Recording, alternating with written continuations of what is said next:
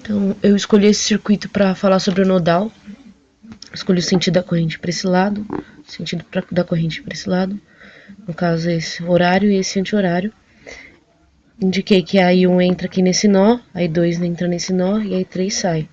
De acordo com a lei de Kirchhoff para correntes, a somatória das correntes que entram é igual à somatória das correntes que saem, então ficaria assim, I1 mais I2 é igual a I3. Agora a gente vai analisar a lei de Ohm aqui, que a tensão é igual a resistência vezes a corrente, e a corrente é igual à tensão sobre a resistência.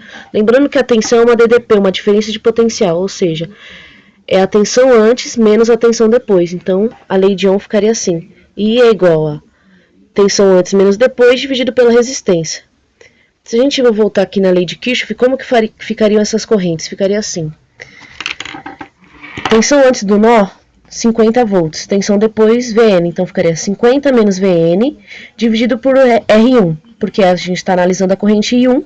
Então, a corrente que passa pelo... o resistor que tem a corrente que passa é o R1. Aqui na I2, nós ficaríamos com 20 menos Vn dividido por R2, que é o resistor onde a corrente passa. Aqui, como está aterrado, a tensão nesse ponto é zero, então ficaria Vn menos zero dividido por R3, como eu escrevi aqui. Ficaria...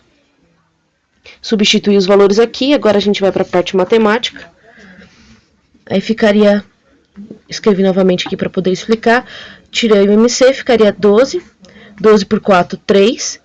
3 vezes 50 menos Vn, 12 por 1, 12, 12 vezes 20 menos Vn, 12 por 3, 4, 4 vezes Vn. Cancela porque é uma igualdade, ficaria 150 menos 3 Vn, mais 240 menos 12 Vn, igual a 4 Vn. Fazendo a conta aqui, a gente acha que a tensão no nó é de 20,53 volts. Lembrando aqui em cima, olha, que essa fração aqui significa a I1, a corrente I1. Essa fração aqui significa a corrente I2. E essa fração aqui significa a corrente I3. Então, se a gente substituir aqui no lugar do Vn o valor que a gente encontrou, a gente consegue calcular o valor das correntes. Então, igual eu fiz aqui, ó. Peguei, coloquei, substituí os valores e achei o valor da corrente. I1, 7,37 amperes. I2, menos 0,53 amperes. E I3, 6,84 amperes. No caso aqui, a corrente saiu negativa. Isso significa que o sentido que eu adotei no começo está errado. Então, na verdade, ele não é nesse sentido aqui, ele não é sentido anti-horário, ele é no sentido horário, a corrente I2.